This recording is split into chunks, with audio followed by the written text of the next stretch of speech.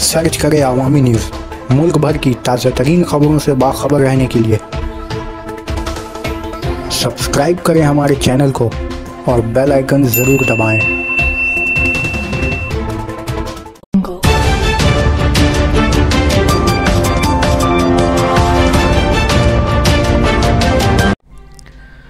Police ने गैर कानूनी हथियार बनाने के कारखाने का राज फाश किया। साउथ 24 परगना के कावखाली इलाके के कावखाली में चल रहे गैर कानूनी हथियार बनाने के कारखाने का राज फाश किया।